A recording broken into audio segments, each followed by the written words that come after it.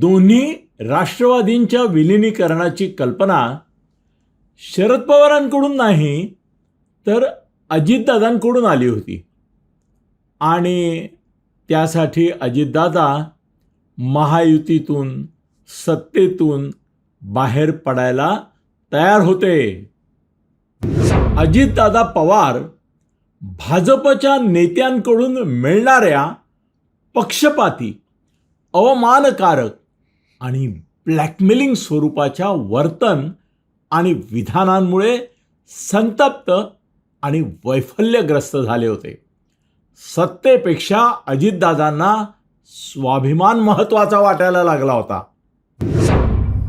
अजितदादांविरुद्ध चौकशी यंत्रणांच्या माध्यमातून दबाव आणून त्यांना राष्ट्रवादीमधून फोडताना आणि महायुतीत जोडताना चौकशांची प्रकरणं कायमची संपून टाकण्याचं आश्वासन भाजप नेत्यांनी दिलं होतं.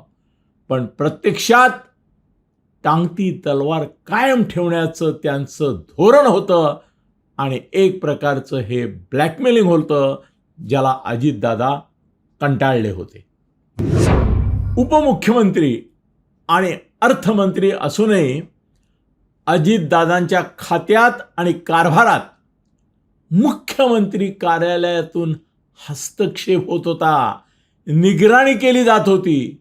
अनेक अघोषित बंधनं आणि मर्यादा लादल्या जात होत्या. अजितदादा याविषयी ज्या तक्रारी करत होते त्यांची दखलही घेतली जात नव्हती. त्यामुळे अजितदादा प्रक्षुब्ध होते. अजितदादांच्या पक्षामधले अन्य पदाधिकारी आणि मंत्रिमंडळातील सहकारी यांना भाजपचे मंत्री, प्रवक्ते, वक्ते, नेते जाहीरपणे टार्गेट करीत होते, आरोप करत होते, बदनामी करत होते, चारित्र्यहनन करत होते. पण त्यांना आवरलं जात नव्हतं. उलट अजितदादांचा अनुभव असा होता की त्यांना चिथावणीच दिली जात होती. भाजपचं लक्ष होतं 100% भाजप आणि त्यासाठी आधी अजितदादांचा राष्ट्रवादी पक्ष संपवणं हे भाजपच्या नेत्यांना, कार्यकर्त्यांना बजावलं गेलं होतं. त्यानुसार भाजपचे मंत्री राष्ट्रवादीवाल्यांची कामं करत नव्हती आणि अगदी गाव, जिल्हा, तालुका सगळ्या स्तरावरचे भाजपचे पदाधिकारी दुरावा दाखवत होते, दुष्टावा दाखवत होते, नडानडी करत होते आणि हे सगळं जाणीवपूर्वक केलं जात होतं. कारण अजितदादांचा राष्ट्रवादी पक्ष संपवणं हे भाजप नेत्यांचं उद्दिष्ट होतं. अजितदादा पवार यांच्या नेतृत्वाखाली दोन्ही राष्ट्रवादींच्या विलिनीकरणाला शरद पवारांनी संमती दिली होती. पण त्यानुसार शरद पवारांच्या राष्ट्रवादीनं महायुतीत किंवा एनडीएत सहभागी होण्याऐवजी अजितदादांनी सत्ता सोडून महायुती आणि एनडीए बाहेर पडण्याची योजना देखील दोन्ही पवारांच्या एकमतानं निश्चित झाली होती. शरद पवारांच्या राष्ट्रवादीमधून आमदार खासदार बाहेर पडण्याची शक्यता नव्हती. शरद पवारांच्या राष्ट्रवादीमधून आमदार खासदार बाहेर पडण्याची शक्यता नव्हती. उलट अजितदादांची राष्ट्रवादी फुटण्याची लक्षणं होती आणि ती फाटाफूट टाळण्यासाठी अजितदादा विलिनीकरणाची घाई करत होते. अजितदादा पवार आणि प्रफुल्ल पटेल, सुनील तटकरे, छगन भुजबळ, धनंजय मुंडे यांच्यात विलिनीकरणानंतर भाजपसोबत जायचं की विरोधात याबाबत मतभेद होते आणि हे चौघे भाजप नेतृत्वाच्या इशाऱ्यावर काम करत होते. अजितदादांना युतीतून बाहेर पडायचं होतं, एनडीएतून बाहेर पडायचं होतं आणि शरद पवार येणार नव्हते ना एनडीएत ना महायुतीत. लवकरच सुनेत्रा पवार यांना सोडून प्रफुल्ल पटेल, सुनील तटकरे आणि धनंजय मुंडे भारतीय जनता पक्षात प्रवेश करतील. भुजबळ निवृत्त होतील किंवा निष्क्रिय होतील. विलिनीकरण होणार नाही.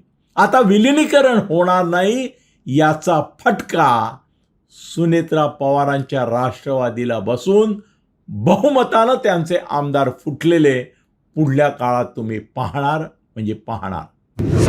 शरद पवार साहेबांनी कोणत्याही परिस्थितीत कधीही आपण भाजपासोबत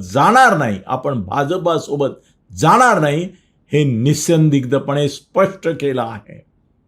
आणि काँग्रेस, उबाठा, राष्ट्रवादी या महाआघाडीला 2029 मध्ये सत्तेत आणण्याचा संकल्प साहेबांनी केला आहे.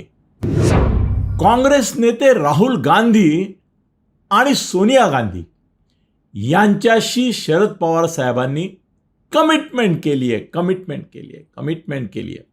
त्यामुळे महाराष्ट्रातले काँग्रेस नेते वेगळी किंवा विरोधी भूमिका घेण्याची शक्यता नाही, बिलकुल नाही, अजिबात नाही.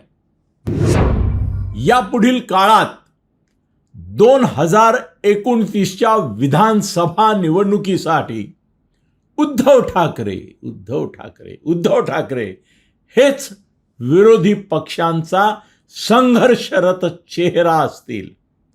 आणि नंतर पुन्हा मुख्यमंत्रीपदाचे उमेदवार देखील उद्धव ठाकरे हेच असतील. आणि फूट महाआघाडीत नाही तर महायुतीत पडलेली असेल.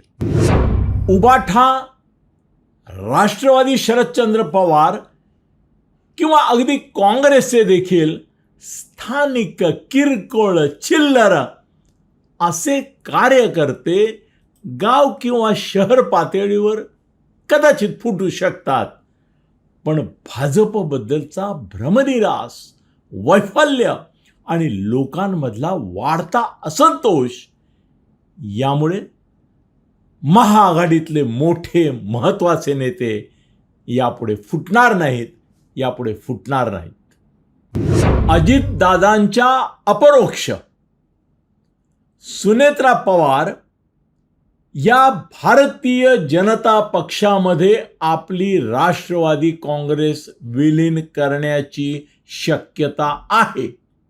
जर फाटाफूट झाली किंवा कोर्टामध्ये निर्णय विरोधात गेला तर सुनेत्रा पवार 100% आपला पक्ष भाजपमध्ये विलीन करतील.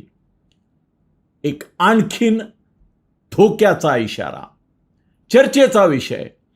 प्रफुल्ल पटेल, सुनील तटकरे आणि धनंजय मुंडे यांनी अजितदादांच्या कुटुंबातील म्हणजे सुनेत्रा पवार, जय पवार, पार्थ पवार या सदस्यांना होस्टेज ओलीस ठेवलाय अशी लोकभावना आहे आणि ती वस्तुस्थिती आहे.